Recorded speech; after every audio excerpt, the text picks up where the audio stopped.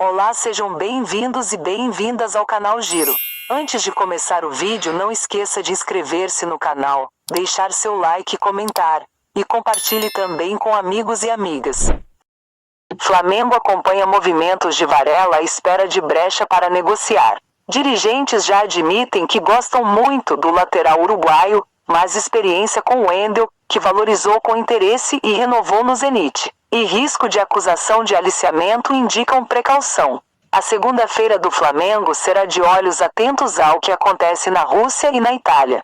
Em negociação ainda travada com a Udinese, que não flexibiliza nos valores para vender o Wallace. O clube acompanha à distância o conflito entre o uruguaio Guilherme Varela e o Dínamo de Moscou. O nome agrada, mas a decisão é de só abrir negociações caso o lateral direito esteja realmente livre no mercado. Dirigentes do Flamengo já não negam mais nos bastidores de que Varela é um nome que agrada bastante. Por outro lado, há uma preocupação de não indicar aliciamento ao jogador de 29 anos, e todas as apurações têm uma resposta em comum. Contatos oficiais só vão acontecer se o lateral exercer a cláusula da FIFA, que permite 1 ano de suspensão de contrato, por conta dos conflitos entre Rússia e Ucrânia.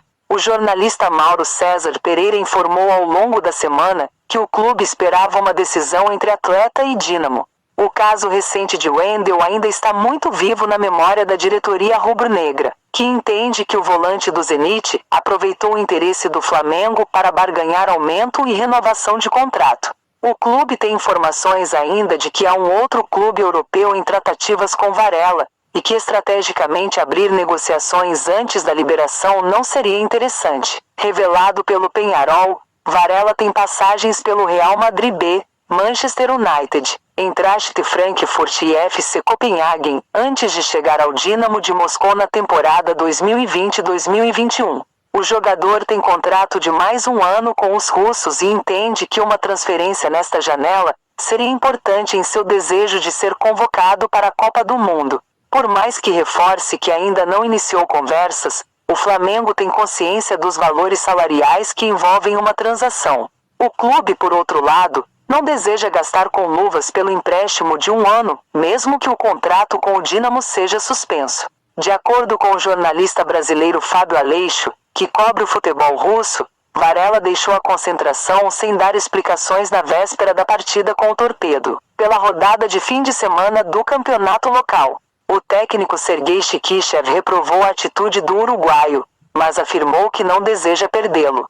Uma negociação para a liberação com pagamento de empréstimo está fora dos planos do Flamengo, e a possibilidade de conversa passa diretamente pela decisão de Varela. Sobre o gatilho da FIFA. Apesar de a janela estar aberta até o dia 15 de agosto, o clube tem pressa por conta do prazo de inscrição para as quartas de final da Libertadores, que se encerra no próximo sábado com 3 trocas. 2 delas serão Everton Cebolinha e Arturo Vidal. Se aguarda a situação de Varela para abrir conversas, o Flamengo segue negociando com a Udinese por Wallace, mas as tratativas estão estagnadas na busca por consenso entre valores. Italianos pedem 9 milhas de euros por 100% dos direitos do volante, e cariocas desejam comprar 70%. Oferecem 5 milhas de euros e buscam composição. O Flamengo chegou a sugerir que um jogador do elenco fosse incluído na negociação para abater a diferença de valores, mas os italianos não deram uma sinalização positiva. Virada do Corinthians pode consolidar transformação no ano. Timão vive um momento de transição, e com reforços e retornos, pode virar chavinha em 2022. Vitória sobre o Atlético Mineiro tem mais significados do que os 3 pontos na tabela. Existe um termo chamado ponto de virada nos roteiros cinematográficos. É a hora em que algo importante acontece, e a partir dali, a história toma novos rumos. A trajetória do Corinthians de Vitor Pereira já teve alguns momentos marcantes nestes quase 40 jogos, como a classificação diante do Boca Juniors nas oitavas de final da Libertadores. Mas talvez esse atual momento seja realmente um marco de novos rumos na temporada. É significativo que ele venha com uma virada literal, com os 2-1 contra o Atlético Mineiro, neste domingo no Mineirão. A primeira das viradas de um time que chegou a 10 vitórias em 19 rodadas de Campeonato Brasileiro. Na virada do turno, alô, editor, Olha a palavra se repetindo aí. O Corinthians se mantém na segunda posição na tabela, a 4 pontos do líder Palmeiras e prestes a disputar as quartas de final da Copa do Brasil, diante do Atlético Goianiense, e também da Libertadores, diante do Flamengo. E por que esse é um momento decisivo? O novo Corinthians vive várias transformações dentro do seu elenco, e aponta sinais de que há boas coisas para serem colhidas daqui para frente. A caminhada até aqui foi árdua, mas a tendência é de que o time ganhe muito em qualidade com a consolidação dos retornos de Fagner, William e Maicon. Também com a entrada na equipe de Balbuena, a chegada de Fausto Vera, e em breve, a volta de Renato Augusto. No meio de uma temporada, está nascendo aí um novo Corinthians. Um Corinthians que, é bom dizer, ainda não se encontrou. E que mesmo assim vence. Diante do Atlético Mineiro, Vitor Pereira apostou no 4-3. 3 com o meio-campo com Duqueiroz, Maicon e Juliano. Mas o meia mais ofensivo não vive boa fase e não rendeu bem. Assim, no intervalo, o meia foi sacado, e o time voltou a ter um ataque móvel com Roger Guedes e Yuri Alberto, como no jogo contra o Coritiba.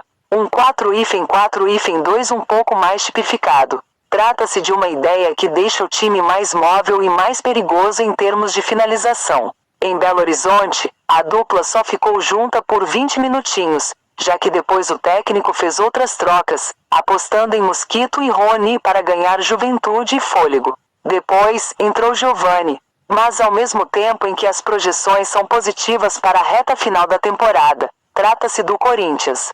E isso significa que possíveis eliminações nos torneios de mata-mata podem causar turbulências no CT Joaquim Grava. Culturalmente, é assim que tem funcionado. Vitor Pereira já disse que o Timão não tem fôlego para brigar pelo título das 3 competições. Basta olhar os concorrentes e entender o grau de dificuldade de um desafio deste tamanho. Mas, com reforços e retornos do departamento médico, é possível acreditar que esse time possa de fato brigar por ao menos um deles numa temporada tão complexa. Seria uma virada e tanto. Fluminense é o preferido da Globo no primeiro turno do Brasileiro. Veja ranking. O Fluminense encerrou o primeiro turno do Brasileirão 2022 como o time que mais teve jogos transmitidos em TV aberta pela Globo, já contando a vitória sobre o Red Bull Bragantino por 2-1 na 19ª rodada. O tricolor foi exibido 8 vezes no canal, e foi líder isolado do ranking de transmissões. Os paulistas Corinthians e São Paulo aparecem logo atrás, com 7 jogos transmitidos cada. A lista leva em conta todos os jogos transmitidos pela Globo em TV aberta nas 19 primeiras rodadas do Brasileirão 2022, independentemente da divisão de praças, quando uma partida passa em SP e outra no Rio de Janeiro, por exemplo. O Flamengo, por exemplo, teve apenas 5 jogos transmitidos pela Globo no mesmo período, mesmo sendo um time que tradicionalmente dá mais audiência. 2 fatores ajudam a explicar isso. O primeiro está dentro das próprias escolhas do Grupo Globo, que vê no Flamengo uma chance de vender assinaturas do Premier, que transmite o campeonato em pay-per-view. O rubro-negro teve 13 jogos completamente exclusivos do pay-per-view, contra apenas 6 do tricolor carioca. O segundo fator está na perda de poder da emissora sobre o calendário do futebol em geral. Até 2020, o canal escolhia e agendava os jogos de praticamente todas as principais competições disputadas pelos times brasileiros. Mas como agora o SBT detém os direitos de transmissão da Libertadores e transmite suas partidas às terças-feiras, os times escolhidos pela emissora de Silvio Santos ficam inviabilizados de jogar aos domingos pelo Brasileirão, dia tradicional de futebol da Globo, que acaba tendo que escalar essas equipes no Sport TV ou no Premier.